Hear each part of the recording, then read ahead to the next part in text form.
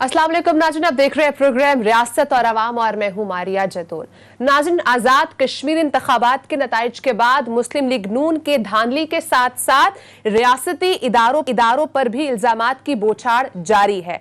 आज आज़ाद कश्मीर के वजीर आज़म राजा फारूक हैदर, शाहिद हक़ान अब्बासी और एहसन इकबाल ने प्रेस कॉन्फ्रेंस में इलेक्शन रिजल्ट्स को भी मुस्तरद किया, इदारों पर इल्जामात भी लगाए और तहरीक चलाने का ऐलान भी किया है। नाज़रीन, सवाल यहाँ पर यह पैदा होता है कि आज़ाद कश्मीर के इंतखाबात को मुतनाज़ बनाकर कश्मीर कॉज को नुकसान क्यों पहुंचाया जा रहा है। नाज़रीन, प्रोग्राम के दूसरे हिस्से में बात करेंगे सऊदी वज़ीर ख़ारजा फैसल बिन फरहान अहम सफारती मिशन पर दौरा पाकिस्तान में इस वक्त मौजूद है। वज़ीर आज़म इमरान खान साहब के दौरा सऊदी अरब के बाद किसी सऊदी वज़ीर का यह पहला दौरा पाकिस्तान है और अफगानिस्तान की बदलती हुई सूरत हाल, पाकिस्तान कौमी सलामती के मुशीर डॉक्टर मुईद यूसुफ का दौरा अमरीका और अफगानिस्तान में अमरीका के तालिबान पर फ़ज़ाई हमलों के तनाजुर में सऊदी वज़ीर ख़ारजा का दौरा कितना अहम है, इस पर प्रोग्राम में बात करेंगे। नाज़रीन, प्रोग्राम में साथ मौजूद हैं वज़ीर मुमलिकत इत्तलात व नशरियात फ़ारूक हबीब साहब, उसके प्रोग्राम में ज्वाइन किया है सहाफ़ी तजज़ियाकार सिद्दीक जान और उसके साथ साथ सहाफ़ी तजज़ियाकार ईसा नकवी मेरे साथ मौजूद है प्रोग्राम में, और हमेशा की तरह मेरे साथ सहाफ़ी तजज़ियाकार अदील वड़ाइच भी प्रोग्राम में मौजूद है। फ़ारूक हबीब साहब, आपको मेरी आवाज़ आ रही है? फारूक साहब, सबसे पहला सवाल मैं आपसे करूंगी, बताइएगा ये जो इलेक्शन नताइज आए हैं आज़ाद कश्मीर के, उसके बाद नून लीग धांधली के इल्जामात लगाई जा रही है और उसके साथ साथ इदारों को भी तनकीद का निशाना बना रही है, इदारों पर भी इल्जामात लगा रही है। शिकस्त के बाद अब तहरीक का भी उन्होंने ऐलान किया है। इस सारी सिचुएशन को आप किस तरह से देख रहे हैं? बात यह है कि ये रोना धोना जो है वो अब इनके नसीब में लिखा जा चुका है। इनका मसला ये है कि ये कश्मीर कैंपेन के अंदर जाकर इनकी सारी इंतखाबी मुहिम मरियम सफदर की नफरत की बुनियाद के ऊपर थी और बुग़्ज़े इमरान खान के ऊपर थी। कश्मीर के लोग जो हैं वो अमन पसंद लोग हैं और कश्मीर के लोग उस बंदे को वोट देते हैं जो उनके लिए सच्चे दिल से अपनी आवाज़ बुलंद करे। अब वज़ीर आज़म इमरान खान ने तो उनके सच्चे सफ़ीर और दलेर वकील होने का किरदार अदा किया, आलमी सतह के ऊपर मसला कश्मीर को उजागर किया, लेकिन जो मरियम सफदर हैं उन्होंने ना मोदी का नाम लिया पूरी कैंपेन में, ना आरएसएस की आइडियोलॉजी को कंडेम किया, ना हुर्रियत रहनुमाओं की हमायत में कोई बयान दिया, ना ही कश्मीर के अंदर जारी जो भारतीय मजालम है मोदी के उनके ऊपर कोई बात की। और उसके साथ साथ सोने पे सुहागा ये हुआ कि जो हमदुल्ला मुहिब हैं, जो कि राह के डेली वेजर हैं, जो पाकिस्तान के खिलाफ जिस किस्म की जुबान इस्तेमाल की, पाकिस्तान ने उनका ऑफिशियल बाइकआउट किया, उनके साथ मुलाकातें करके तस्वीरें खिंचवा के पब्लिसाइज कर रहे हैं और मोदी के जितने यार दोस्त हैं उनके साथ पूरी यारी निभाई। तो कश्मीर के इंतखाबात में मोदी की यारी को शिकस्त हुई है और वज़ीर आज़म इमरान खान पे जो कश्मीरियों ने एतमाद का इजहार किया, वो एतमाद का इजहार इसी बुनियाद के ऊपर किया कि उन्हें पता है कि इमरान खान सच्चे दिल से जो है उनके इस कॉज को प्रमोट कर रहे हैं। अब राजा फारूक हैदर आज बड़ी प्रेस कॉन्फ्रेंस करके बातें कर रहे थे, ये कश्मीरियों को गुलामाना सोच के ताने दे रहे थे। और पिछले 5 साल पहले आपकी हुकूमत रही है, तो क्या वो भी कोई गुलामाना सोच का शाखसाना था? क्या उस वक्त भी आप लोगों ने जो है वो धांधली करके इक़्तिदार के अंदर आए थे? वफाकी हुकूमत तो आपकी थी। तो इनको चाहिए बजाय खुले दिल से मैंडेट को तस्लीम करें और उसके बाद ये इनको तस्लीम करना चाहिए कि मरियम सफदर और नवाज शरीफ का जो नफरत अंगेज मुल्क दुश्मन बयानिया है वो रिजेक्ट हुआ है। ये आज भी वही लकीर पीटी जा रहे हैं, धांधली तो को सबूत लेकर आए ना, धांधली हुई है। जाए ट्राइब्यूनल्स के अंदर, कभी तक एक केस दायर किया इन्होंने? कोई केस दायर नहीं किया इन्होंने। तो मैं ये समझता हूँ कि इनके तमाम तर ये जो दावे हैं, इन दावे बिल्कुल खोखले दावे हैं और ये अब इंतखाबात का नतीजा 25 जुलाई को आ गया। पीटीआई की हुकूमत वहां पर बनने जा रही है, हमारे पास अपनी अक्सरियत जो है वो वहां पर मौजूद है। अब ये रोना धोना करते रहें और अपनी नाकामी को किसी इदारों के ऊपर डालना, ये भी मैं समझता हूँ कि बहुत बड़ा जो है वो अफसोसनाक पहलू है। और मैं ये समझता हूँ कि जो इंतखाबात हैं वो फ्री एंड फेयर हुए, वहां पर हुकूमत तो इनकी थी, वजीर आजम तो राजा फारूक हैदर थे, सारी इंतजामिया इनके साथ थी, इलेक्शन कमीशन आजाद जम्मू कश्मीर का वो इंडिपेंडेंट है। और जब आप उनको गुलामाना सोच के ताने मारेंगे तो कश्मीरी भी फिर आपको नतीजा तो इसी। फारूक साहब, ये बताइए कि इलेक्शन मुहिम जब चल रही थी उस वक्त तो कश्मीर काज को नुकसान पहुंचाया ही गया, इलेक्शन खत्म हो गया, नताइज आ गया, फिर कश्मीर काज को नुकसान पहुंचाया जा रहा है और इसके पूरी आबोताब से पहुंचाया जा रहा है। आप पर भी इल्जाम यह है कि अब आपकी जो गैर नुमाइंदा हुकूमत है ये कश्मीर काज को कैसे आगे लेके चलेगी? तो दुनिया में मैसेज क्या जा रहा है इसका? دیکھیں بات یہ ہے کہ یہ تو میں سمجھتا ہوں کہ ان کا جتنا بھی گمان تھا، ان کے جتنے دعوے تھے، وہ دعوے ناکام ہو گئے. یہ غیر نمائندہ کیسے ہو گئی؟ بھائی کشمیر کے لوگوں نے 6.5 لاکھ سے زائد ووٹ پی ٹی آئی کو دیے، تو پی ٹی آئی تو نمائندہ ہوئی نا وہاں سے. 25 سیٹیں ملی ہیں سب سے زیادہ. پی ایم ایل این کو تو یہ فکر کرنی چاہیے کہ یہ غیر نمائندہ بن گئے ہیں. پیپلز پارٹی جس کے ووٹ دوربین سے ڈھونڈنے پڑتے تھے، نظر نہیں آتے تھے، وہ ان سے زیادہ سیٹیں لے گئی ہیں. ان کی 6 سیٹیں. یہ جو گیلپ کا سروے ہے 44% واضح اکثریت پی ٹی آئی کی تھی، 12% نون کی تھی، 9% پیپلز پارٹی کی تھی. تو مقابلہ تو پیپلز پارٹی اور نون لیگ کے درمیان تھا. دوسرے نمبر پہ کس نے آنا ہے، تیسرے نمبر پہ کس نے آنا ہے. پہلے نمبر کا تو مقابلہ ہی نہیں ہے ان کا. یہ آئندہ بھی ان کے ساتھ جہاں جہاں انتخابات ہوں گے، یہ پہلے دوسرے تیسرے نمبر کے لیے لڑا کریں گے. یہ اپوزیشن لیڈر کی پوزیشن کے اوپر ان کی فائٹ ہوا کرے گی، پی ایم ایل این پیپلز پارٹی کی. عمران خان کا مقابلہ یہ نہیں. اچھا فاروق صاحب بتائیے گا کہ آپ لوگوں نے نون لیگ کو شکست دی ہے، مریم نواز کے بیانیے کو شکست دی ہے؟ دیکھیں یہ مریم نواز کے پاس بیانیہ کیا ہونا ہے، ان کے پاس نہ اپنی سوچ ہے نہ اپنی عقل ہے. وہ تو ایک ہائیبرڈ قیادت کے طور کے اوپر سامنے آ رہی ہیں، جن کے نام کے آگے جو ہے وہ نواز شریف کا نام لگا ہوا ہے، جو بیگم صفدر امان صاحبہ ہیں. ان کو تو ہمارا مشورہ یہ ہے کہ یہ ابھی جو ہے وہ اس سیاست کے کھیل میں جو نفرت لے کر آئی ہیں، جو بد زبانی لے کر آئی ہیں، جس قسم کا طریقہ کار ان کا ہے، اس کا نتیجہ وہاں میں ان کو ایسے ملے گا. یہ پی ڈی ایم کی ساری تحریک کا بیڑا گرک بھی جو ہے وہ مریم صفدر نے کیا تھا. اور میں سمجھتا ہوں کہ نہ شہباز شریف نظر آئے کمپین میں، نہ حمزہ نظر آئے، نہ ان کی پارٹی کی اور سینئر لیڈرشپ نظر آئی. تو وہ یہی نظر آ رہا ہے کہ ان کی پارٹی کے اندر اپنی رفٹ ہے، اور مریم صفدر جو ہیں وہ اکیلی ہی کافی ہیں نون لیگ کو تباہ و برباد کرنے کے لیے. زرداری پیپلز پارٹی کو کوئی ختم نہیں کر سکا تھا، زرداری نے آ کے ختم کر دیا تھا، اور نون لیگ کے در پہ جو ہے وہ مریم صفدر ہوئی ہیں، جو نتائج آپ کے سامنے آ رہے ہیں. بہت شکریہ فاروق صاحب، آپ نے پروگرام کو ٹائم دیا. عدیل مجھے یہ بتائیے گا، آپ اپنے گفتگو، الیکشنز ہوتے ہیں، کوئی پارٹی جیتتی ہے کوئی ہارتی ہے، لیکن اس بار جو نون لیگ کو ہار فیس کرنی پڑی ہے، ان کا اگریشن تھوڑا ڈفرنٹ تھا. کیا کوئی کنفیوژن ہے ان کے درمیان میں؟ دیکھیں الیکشن تو ظاہر ہے ہر 5 سال بعد ہوتے ہیں، اور جو دھاندلی کا شور ہے وہ بھی مچتا ہے.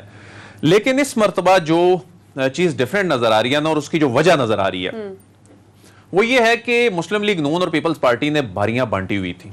تو چاہے کوئی بھی الیکشن ہو رہے ہوں، انہوں نے کہا جی چلو اگلی مرتبہ ہمیں. یہ جو تیسری قوت آئی ہے پاکستان تحریک انصاف کی صورت میں، اس نے بڑی انسرٹینٹی پیدا کر دی ہے. ہم تو یہ بھی باتیں ہونے لگ پڑی ہیں کہ جو 2023 کے الیکشن میں کیا ہوگا. تو اس انسرٹینٹی کی وجہ سے جو ریئیکشن ہے، اس کا الزام یہ اداروں پہ لگا کے اداروں کو انڈر پریشر لانا چاہتے ہیں کہ جس طرح ماضی میں ہم پر دستے شفقت آپ نے رکھا ہوا تھا، اس مرتبہ بھی رکھیں. لیکن اب چیزیں بدل چکی ہیں، اب ڈائنامکس بدل چکے ہیں. اب یہ سوشل میڈیا آ گیا، میڈیا کے معاملات جو ہیں یہ بدل چکے ہیں. اب اس میں خود کمپیٹ کرنا ہے. پاکستان تحریک انصاف جو ہے اس نے جو آزاد کشمیر کے الیکشن میں اب یہ جو ووٹوں والا جو معاملہ، یہ جی کہہ رہے ہیں جی انہوں نے 6 لاکھ ووٹ حاصل کیے ہیں اور ہم نے 5 لاکھ ووٹ حاصل کیے ہیں، ہماری 6 نشستیں ہیں، ان کی 25 نشستیں ہیں. اب دیکھیں یہ کس طرح عوام کو جو ہے اس میں بے وقوف بنانے کی کوشش کی جا رہی ہے. 2013 کے الیکشن آپ کو یاد ہوں گے. 2013 کے الیکشن میں پاکستان تحریک انصاف جو ہے یہ تیسرے نمبر کی جماعت تھی. سیٹوں کی بات کریں 28 نشستیں تھیں، اور اس وقت ان کے جو ووٹ تھے وہ دوسرے نمبر کی جو جماعت تھی پاکستان پیپلز پارٹی، جن کے پاس کوئی 32 سے زائد نشستیں تھیں، ان سے زیادہ ووٹ ان کے تھے. اس وقت جو پاکستان اگر ہم تحریک انصاف کی بات کریں تو 7.7 ملین ووٹ تھے اور ان کے پاس 28 نشستیں تھیں. اور پاکستان پیپلز پارٹی کے پاس 6.9 ملین تھے اور ان کے پاس 32 نشستیں تھیں. اب یہ کہہ رہے ہیں، اچھا اب یہاں پر دیکھ لیں، اب یہ کہہ رہے ہیں کہ اس میں جی پاکستان پیپلز پارٹی کے ووٹ جو ہیں وہ کم ہیں، ان کے پاس نشستیں زیادہ ہیں. یہ دیکھیں یہ کوئی ہلکا بڑا ہوتا ہے، کہیں پہ زیادہ ووٹ پڑتے ہیں. جس طرح یہ تو امریکہ میں بھی ایک دفعہ ڈیبیٹ شروع ہوئی تھی جب ٹرمپ کا جو الیکشن تھا، ہیلری کے ساتھ مقابلہ تھا، وہ جو پاپولر ووٹ والا معاملہ ہے. ظاہر ہے آپ کے ملک کا سسٹم ہے، آپ نے اس حلقے سے چاہے 1 ووٹ سے جیتیں چاہے 1 لاکھ ووٹ زیادہ سے جیتیں، نشست تو آپ کی ایک ہی ہے. یہ اس کی انٹرپریٹیشن غلط انداز میں کر کے یہ تاثر دے رہے ہیں، دیکھیں جی ہم نے ووٹ بھی اتنے لے لیے، نشستیں ہماری 6 آئیں. بھائی جو الیکٹورل سسٹم ہے، جو ایک الیکٹورل کالج ہے، جو کانسٹیٹوئنسیز بنائی گئی ہیں، جو حلقہ بندیاں ہوئی ہیں، اس میں سے آپ نے الیکشن جیتنا ہے نا. پھر دوسرا معاملہ کیا کیا گیا کہ جی پری پول ریگنگ کی گئی ہے. جی ہمارے جی لوگوں کو توڑا گیا, توڑنے کی کوشش کی گئی. اگر اس کو درست مان بھی لیا جائے تو آپ خود کیا کرتے آئے ہیں ماضی میں, یہی کام کرتے آئے ہیں. لوگوں کو نہیں معلوم کہ یہ چھانگا مانگا کی جو سیاست ہے وہ کیا ہے, اس کا کیا مطلب ہے.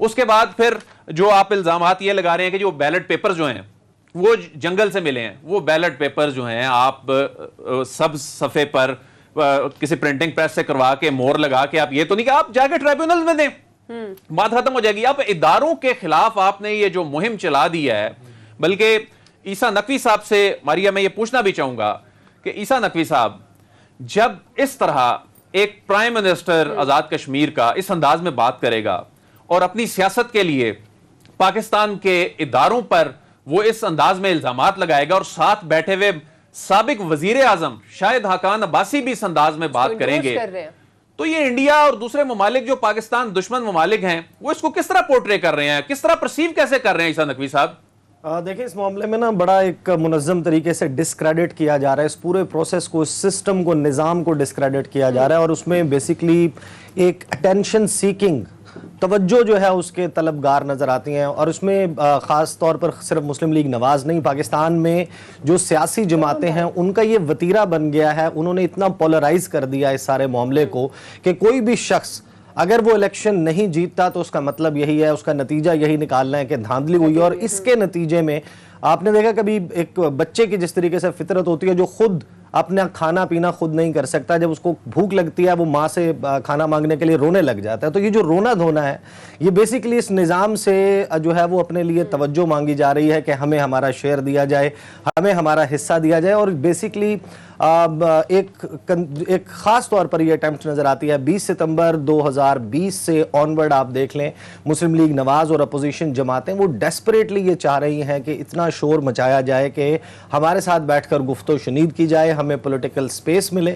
اب ظاہر ہے کہ یہ تو حکومت نے اور حکومتی اداروں نے جو ہے یہ فیصلہ کرنا ہے کہ وہ کس حد تک اپوزیشن کو اکوموڈیٹ کرنے کے لیے تیار ہیں. البتہ پارلیمنٹ جو ہے وہ ایک فورم ہے. جہاں تک دھاندلی کی بات ہے, دیکھیں جو 2021 کے انتخابات ہیں وہ گزشتہ انتخابات سے 19-20 کا فرق ہوگا, اس سے زیادہ فرق نہیں ہوگا ان انتخابات میں اور گزشتہ انتخابات میں. اگر یہ انتخابات مان لیا جائے اس بیانیے کو کہ بالکل اس میں دھاندلی ہوئی ہے اور ایک سلیکٹڈ حکومت وہاں پر بن گئی ہے, عوام کا ووٹ جو ہے وہ میٹر نہیں کرتا تھا, تو پھر اس کا مطلب یہ ہے کہ گزشتہ حکومت بھی ایسے بنی تھی اور اس سے گزشتہ حکومت بھی ایسے ہی بنی تھی. اور مائی لاسٹ پوائنٹ, ٹھیک ہے, مائی لاسٹ پوائنٹ کہ اگر یہ جو دیکھیں اگر لاسٹ حکومت جو ہے وہ ایسے بنی تھی, پھر اس کا مطلب یہ ہے کہ موجودہ حکومت ایسے بنی ہے تو پھر لاسٹ حکومت بھی ایسے بنی تھی.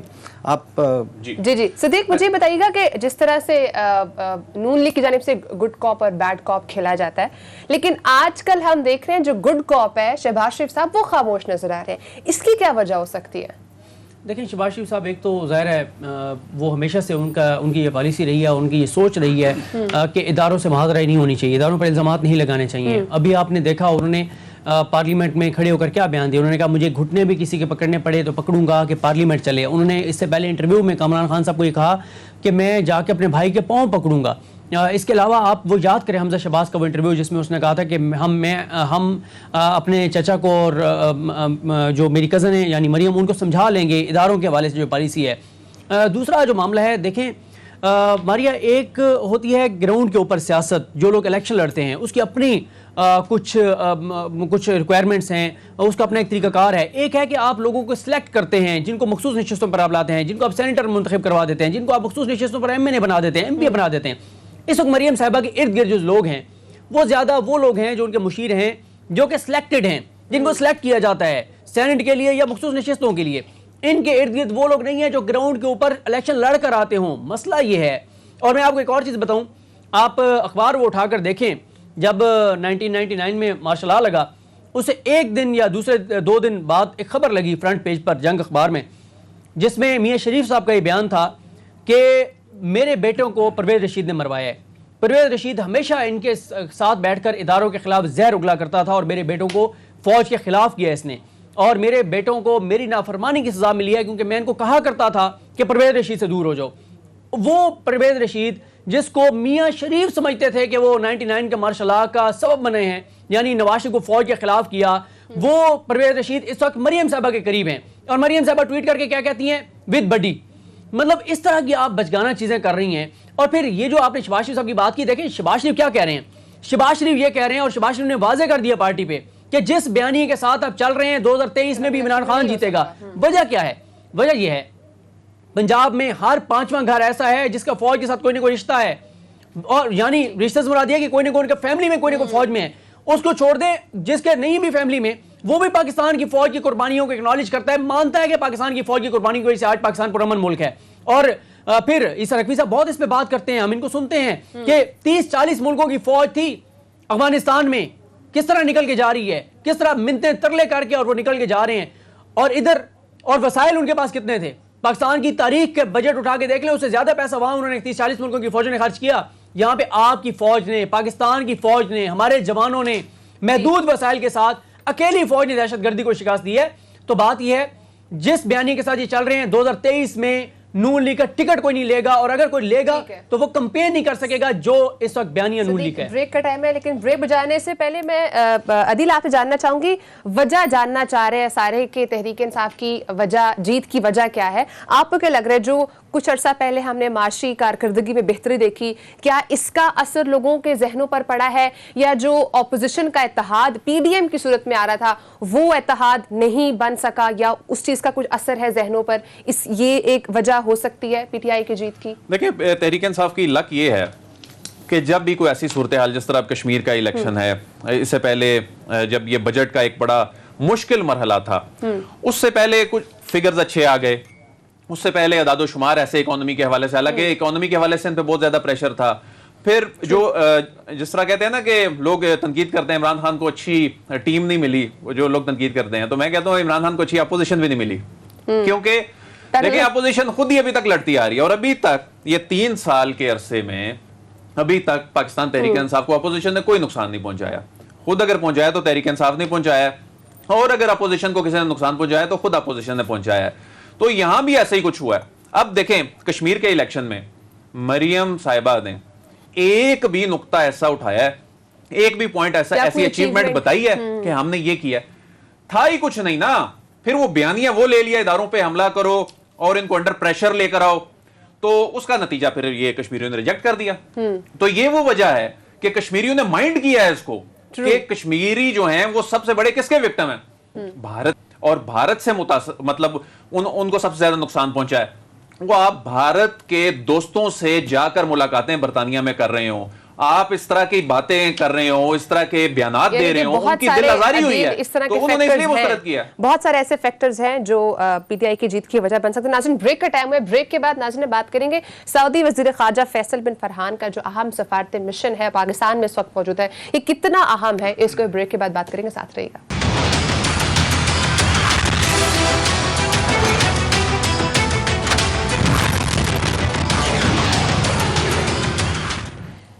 ویلکم بیک ناظرین. اب ایک اہم خبر سے آپ کو آگاہ کر دیتے ہیں. امریکی محکمہ خارجہ نے پاکستانی عدالتی نظام پر تنقید کی ہے, اور اس تنقید کو پاکستانی دفتر خارجہ نے مسترد کیا ہے. عدیل مجھے بتائیے گا کہ یہ جو رپورٹ تیار کی گئی ہے, ایک تو یہ کس طرح سے تیار کی جاتی ہے, اینڈ سیکنڈلی یہ کس بیس پر ججمنٹ دی جاتی ہے؟ دیکھیں یہ تو ہم عیسیٰ نقوی صاحب سے پوچھیں گے کہ تیار کیسے ہوتی ہے, لیکن یہ میں آپ کو بتاؤں کہ جس طرح ہم پہلے چنک میں بات کر رہے تھے نا کہ کس طرح پاکستان کے اداروں سے متعلق ہمارے اپنے ہی لوگ بیٹھ کے جب بات کرتے ہیں اور اہم پوزیشنز پہ بیٹھ کے بات کرتے ہیں, اور دنیا میں اس کا کیا میسج آتا ہے. اب یہ ہو کیا رہا ہے, اب اس نے یہ جو انویسٹمنٹ کلائمیٹ سٹیٹمنٹ ہے, یعنی دنیا بھر میں کس ملک میں سرمایہ کاری کے کیسے مواقع ہیں, اس میں ایک عدالتوں کا چیپٹر بھی ہے. تو اس میں امریکہ نے پاکستان سے متعلق کہا ہے کہ جی یہاں کی جی جوڈیشری یہ وہاں کی گورنمنٹ سے انفلوئنس ہے, یہاں کی جوڈیشری میں یہ مسئلہ ہے, اس کے کچھ سٹیک ہولڈرز ہیں ان سے انفلوئنسڈ ہے. اب یہ ہو کیا رہا ہے, یہ وہی کچھ ہو رہا ہے جو ہم پہلے بات کر رہے تھے کہ جب آپ کا ایک 3 مرتبہ کا پرائم منسٹر پاکستان کی عدالتوں کے بارے میں بات کرے گا, پاکستان کے اداروں کے بارے میں بات کرے گا, تو یہ بیٹھے پھر ان سے پرسیو کرتے ہیں اور پھر اس طرح کی رپورٹ جاری کرتے ہیں. اور اب اس رپورٹ کو دفتر خارجہ نے مسترد کر دیا ہے, یعنی اس رپورٹ کے ان کانٹینٹس کو, اور انہوں نے کہا ہے کہ پاکستان کی جو عدالتیں ہیں وہ جو آئینی دائرہ کار ہے اس کے اندر رہتے ہوئے آزادانہ طریقے سے کام کر رہی ہیں. اور میں آپ کو یہ بتاؤں, آپ کے پروگرام میں ہم یہ اکثر ڈسکس کرتے ہیں کہ پاکستان کی عدالتیں کتنی آزاد ہیں. पाकिस्तान में आप ये देखें कि यानी इसकी ये बात कि Pakistani judiciary is influenced by the government इधर ही रद्द हो जाती है कि अभी रिसेंटली गवर्नमेंट एक केस हारी है, यानी एक केस हारी है, रियासत पाकिस्तान का केस, सदर मुमलिकत का रेफरेंस मुस्तरद हो गया, तो यानी ये तो रद्द हो गई इनकी बात। तो इसका मतलब ये है कि ये रिपोर्ट्स जो हैं ये घड़ी जाती हैं, लेकिन ये परसेप्शन बनाने वाले हमारे अपने लोग जब अपने मकासद के लिए इदारों पे हमला करते हैं तो फिर अमेरिका जैसे ममालिक इस तरह की रिपोर्ट जारी करते हैं। नकवी साहब से भी मैं ये पूछूंगा, नकवी साहब ये बताएं हमारे नाजरीन को कि ये रिपोर्ट्स यहां पर बैठे अताशी तैयार कैसे करते हैं, ये कितनी ऑब्जेक्टिव होती हैं? अच्छा आदिल बड़ाई साहब, इन रिपोर्ट्स को जो है ना वो बहुत ज़्यादा संजीदा नहीं लेना चाहिए। ये दुनिया पर अपनी हुक्मरानी कायम रखने के, इसको दवाम बख्शने के, इसको तवालत देने के अमरीकी चौंचले हैं। मैं आपके सामने कुछ एग्जाम्पल्स रख देता हूं। देखें, अमेरिका बहुत नारे लगाता है। अमेरिका कहता है कि हम जमहूरियत के जो हैं वो अलमबरदार हैं, पूरी दुनिया में हम जमहूरियत को सपोर्ट करते हैं। और इन्हीं के सदर डोनाल्ड ट्रंप, आपको याद होगा जिस वक्त पेरिस में एक मीटिंग चल रही थी, वहाँ पर उन्होंने इजिप्शियन ऑफिशियल्स और अमेरिकन ऑफिशियल्स के सामने बहुत ऊंची आवाज़ में कहा कि where is my favourite dictator.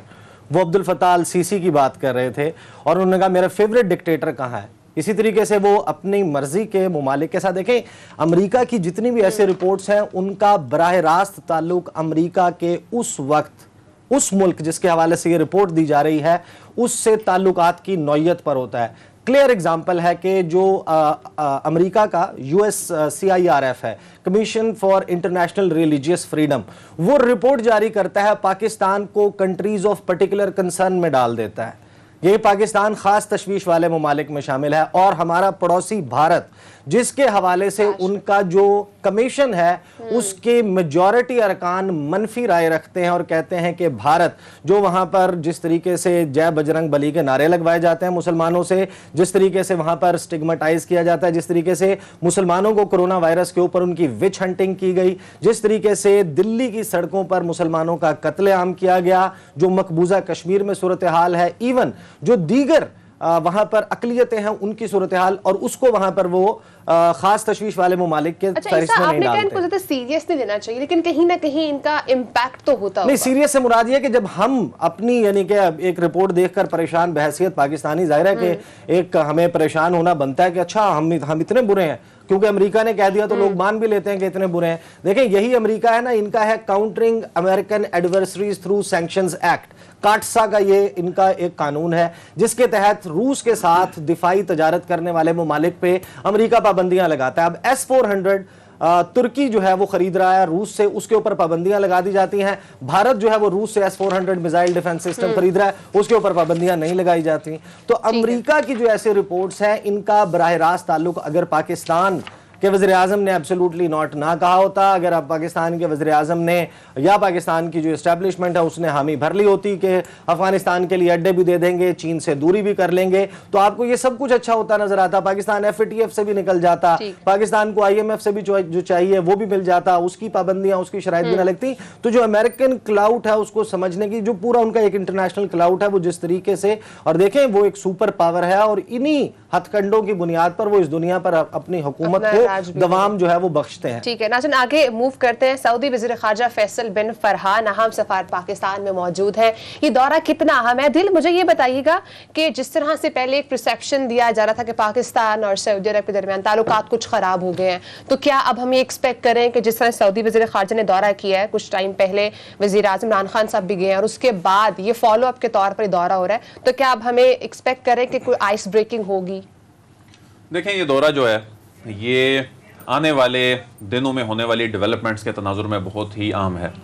और ये जो एक सर्द महरी देखी गई थी और उसके बाद वो बर्फ़ पिघली और फिर प्राइम मिनिस्टर इमरान खान जो हैं उन्होंने मई 2021 में दौरा किया, जो सऊदी जो मोहम्मद बिन सलमान हैं वली अहद जो हैं उन्होंने रिसीव किया और उसके बाद मुआहिदा हुआ दो मुल्कों के दरमियान। उस मुआहिदे में पाक सऊदी सुप्रीम कोऑर्डिनेशन काउंसिल के कयाम के हवाले से एक मुआहिदा हुआ और अब उस मुआहिदे की इंप्लीमेंटेशन शुरू हो चुकी है। और ये जो पाक सऊदी सुप्रीम कोऑर्डिनेशन काउंसिल है ये सिर्फ दो मुल्कों के दरमियान यानी पाकिस्तान और सऊदी अरब के दरमियान ताउन को फरोग देने के हवाले से बहुत ही आम काउंसिल है और शायद पहली मरतबा बनी है। तो अभी कुछ देर पहले इमरान खान साहब से मुलाकात भी हुई है फैसल बिन फरहान की, और इसमें भी इस काउंसिल पे काफ़ी बात हुई है। ईसा नकवी साहब से ये पूछेंगे, ईसा नकवी साहब, क्या ये जो पाक सऊदी सुप्रीम कोऑर्डिनेशन काउंसिल है ये मुकम्मल तौर पर फाल हो चुकी है, और ये जो दौरा है कितना अहम है? मौजूदा जो सिनेरियो है इस वक्त, जो इलाकाई सूरत हाल है, और वो जो सर्द मैरी ख़त्म हुई उसके बाद जो नया सिलसिला शुरू हुआ, उसके बाद कितना अहम दौरा है?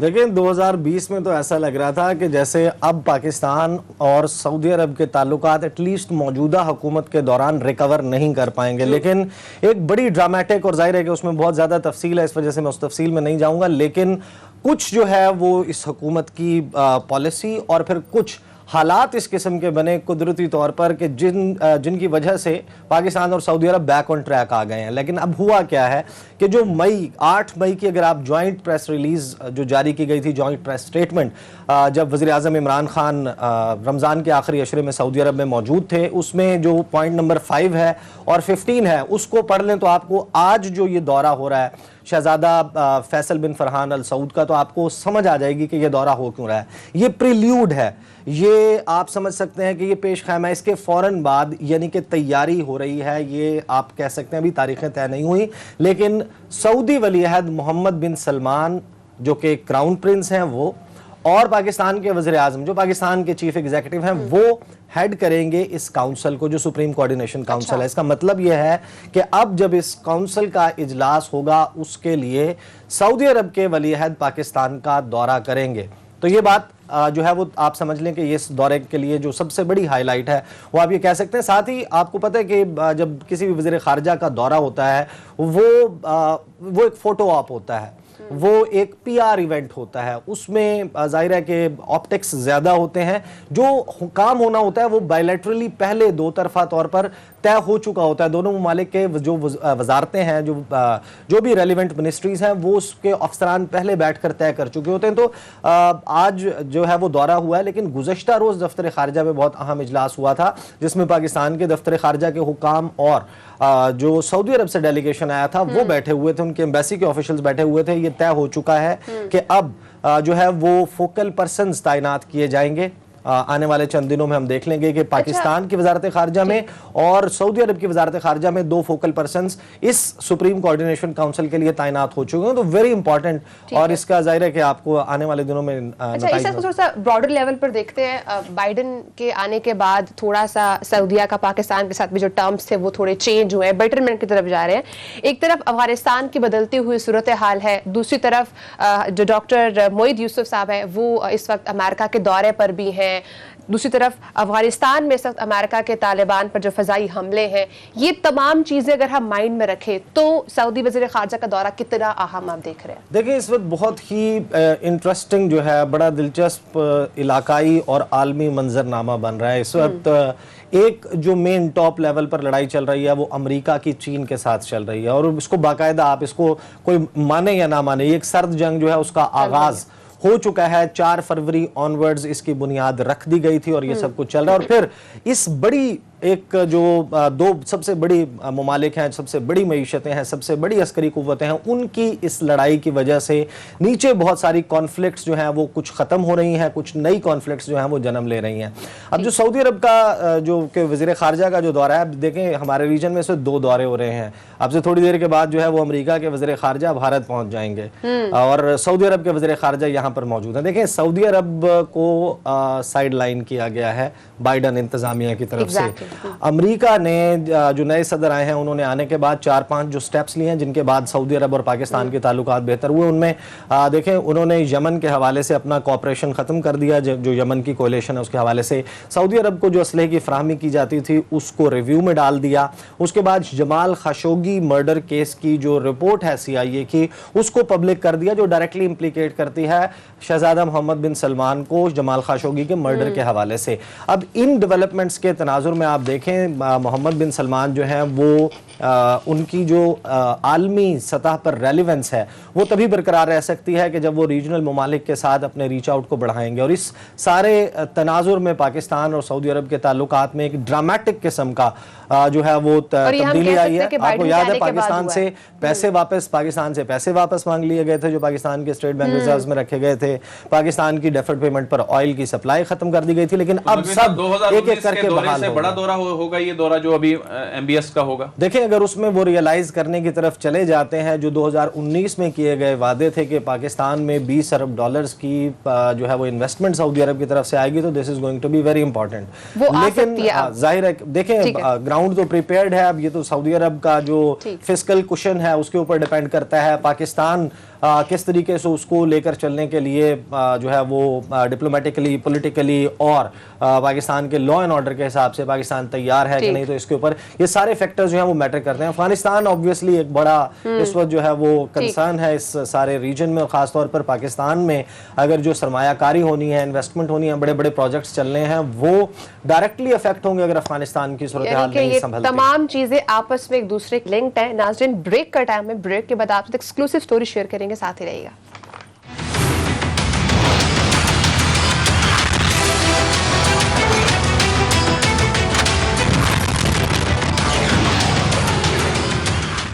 वेलकम बैक नाज़रीन, कल वुकला तंजीमों की जानिब से एक हड़ताल की कॉल दी गई है। सिद्दीक मुझे ये बताइएगा, एक तरफ तो वुकला तंजीमों ने ये हड़ताल की कॉल दी है, इसकी वजह क्या है, और दूसरी जानिब यहाँ पर कल हम देख रहे हैं कि जुडिशल कमीशन की जानिब से कहा इजलास भी होने जा रहा है, तो ये मामला क्या है? जी बिल्कुल, ये जुडिशल कमीशन पर दबाव डालने के लिए ही ये हड़ताल की कॉल दी गई है। मामला ये है कि जब भी सुप्रीम कोर्ट ऑफ पाकिस्तान से कोई मोअज़्ज़ज़ जज रिटायर होते हैं तो उनकी जगह किसी और जज को लाना होता है।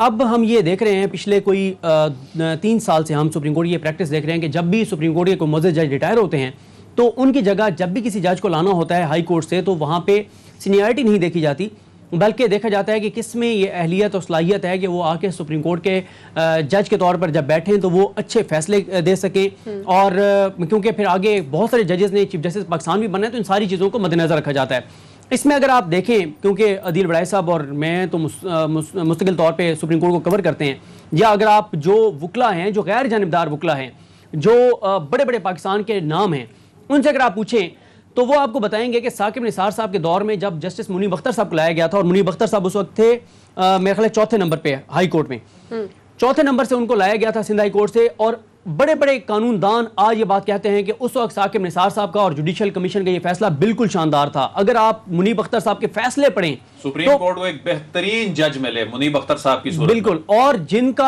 जिनके फैसले आपके अगर इंटरनेशनल कोर्ट्स में आलमी मेयार पे परखे जाएं तो वो उनसे कम नहीं है। जो अमेरिका की अदालतें हैं और यूके की अदालतें, बड़ी बड़ी अदालतें जिनकी मिसालें दी जाती हैं। फिर इसी तरह से आप देखें कि खोसा साहब लेके आए थे काजी मोहम्मद अमीन साहब को, ये 26वें नंबर पे थे। काजी मोहम्मद अमीन साहब ने जिस तरह से बर वक्त फैसले किए हैं, कमाल। उसके बाद आप देखें इसी तरह से मज़ाहिर अली अकबर नकवी साहब को 3रे नंबर से लाया गया, जबरदस्त जज, बेहतरीन जज, जिस अंदाज से वो केस सुनते हैं। फिर इसी तरह से अमीनुद्दीन खान साहब को 5वें नंबर से लाया गया। अब जब इन जजेस को लाया गया था तो बहुत बार ने अप्रिशिएट किया, उन्होंने कहा जी बिल्कुल ठीक फैसला है। अब जब सुप्रीम कोर्ट में एक और जज को लाना है और उसके लिए मोहम्मद अली मजहर साहब का नाम सामने आया, तो वुकला तंजीमों ने एहतजाज शुरू कर दिया कि नहीं जी आप जो है वो सीनियरिटी की बुनियाद पर लेकर आए। अब मसला ये है कि एक तरफ वुकला तंजीमें एहतजाज की कॉल दे रही हैं, हड़ताल की कॉल दे रही हैं, दूसरी तरफ हम आपके सामने और अपने देखने वालों के सामने 2 सफ़ात के डॉक्यूमेंट्स रखने जा रहे हैं, आप सभी रहे होंगे। ये 2 डॉक्यूमेंट्स क्या हैं? ये 2 डॉक्यूमेंट्स हैं जो पाकिस्तान बार का इजलास हुआ, ये इजलास हुआ मारिया 7 मई 2021 को। अब इजलास में क्या हुआ और बाहर क्या कर रहे हैं ये मैं आपको बताना चाहता हूं। इजलास में यही एजेंडा रखा गया मुनीर काकड़ साहब की जानिब से, उस पे मेंबर जो है बार के आजम नज़ीर तारड़ साहब ने जो गुफ्तगू की, जो बात की, वो मैं आपके सामने रख देता हूं ताकि देखने वालों को पता चले। उन्होंने ये मौका फरमाया जब मुनीर काकड़ साहब ने कहा कि जिस सीनियरिटी की बुनियाद पर जजेस को लाया जाए, तो आजम नज़ीर तारड़ साहब ने उनको जवाब देते हुए कहा कि सुप्रीम कोर्ट में जज की एलिवेशन के लिए सिर्फ सीनियरिटी काफ़ी नहीं है, जज की सलाहियत और वकार यानी अपराइटनेस के पहलू पर कोई कंप्रोमाइज़ नहीं किया जा सकता, क्योंकि अपील के लिए आखिरी अदालत होने की वजह से ज़रूरी है कि सुप्रीम कोर्ट में बासलाहियत और अपराइट शख्स की तकर्री की जाए। उन्होंने तारड़ साहब ने कहा कि सुप्रीम कोर्ट में जज की तैनाती के लिए सीनियरिटी ज़रूरी नहीं बल्कि उसकी सलाहियत को भी देखा जाए। और फिर उन्होंने ये भी कहा आजम तारड़ साहब ने, और ये आप स्क्रीन पर देख रहे हैं डॉक्यूमेंट में, उन्होंने कहा कि जो सुप्रीम कोर्ट में अहम इश्यूज आते हैं, और फिर उन्होंने कहा कि ये भी आप देखेंगे ये तकरीर कोई प्रमोशन नहीं है कि आप प्रमोशन दे रहे हैं किसी जज को। और उसके बाद उन्होंने कहा कि सुप्रीम कोर्ट की आखिरी अदालत है, फैसले मुनासिब वजूहात की बिना पर देने की जरूरत होती है, खुसूसन आइन के आर्टिकल 184(3) के तहत हासिल इख्तियारात इस्तेमाल करने के लिए बासलाहियत होना जरूरी है। इस बुनियाद पे उन्होंने कहा कि जो है वो जजेस को लाया जाए और सुप्रीम कोर्ट सीनियरिटी की बुनियादों पर नाअहल जजेस की डंपिंग कोर्ट नहीं होनी चाहिए। उन्होंने मजीद कहा कि पाकिस्तान बार कौंसिल पहले ये फैसला कर चुकी है कि सुप्रीम कोर्ट में सिर्फ अहल जजेस की तकरीर की जाएगी। दिलचस्प बात यह है कि इसके आखिरी पैराग्राफ में ये लिखा गया है कि पाकिस्तान बार कौंसिल ने तमाम हकायक को देखने और उससे पहले किए गए फैसलों और आजम नज़ीर तारड़ साहब के ख्यालात पर गौर व खौज के बाद आजम नज़ीर तारड़ साहब के मौक़िफ़ और साबिक़ा फैसलों की तौसीक़ कर दिया। यानी मीटिंग में यह तय हुआ कि जो आजम नज़ीर तारड़ साहब कह रहे हैं वो दुरुस्त है, लेकिन अब ये जुडिशल कमीशन के जजेस पर जो उसके मेंबरान हैं उन पर जिनमें जो ये सोच रखते हैं, जो ये समझते हैं कि अपराइट जजेस को लाया जाए, उन पर दबाव डालने के लिए ये भी बताते चलूँ कि जुडिशल कमीशन में चीफ जस्टिस पाकिस्तान जस्टिस गुलजार अहमद साहब हैं, गुलजार साहब, उसके बाद मुशीर आलम साहब, मकबूल बाकिर साहब, उमरदा बंदियाल साहब, काजी फाइजा साहब, अटार्नी जनरल पाकिस्तान खालिद जवेद खान साहब, लॉ मिनिस्टर फरूक नसीम साहब, और इसी तरह जो पाकिस्तान बार के मेंबर हैं वो हैं। तो अब ये जुडिशल कमीशन पर जो है वो दबाव डालने के लिए एहतजाज किया जा रहा है।